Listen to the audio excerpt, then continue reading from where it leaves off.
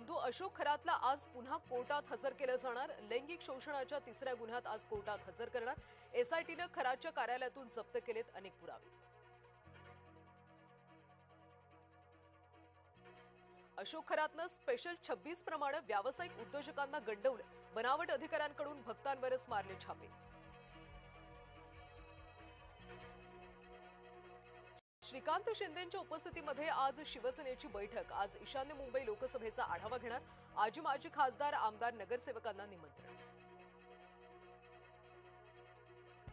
मुलाच्या राजकीय कारकिर्दीचा प्रारंभ बघायला आई नवी दिल्लीत। आज पार्थ पवारांचा राज्यसभेत शपथविधी।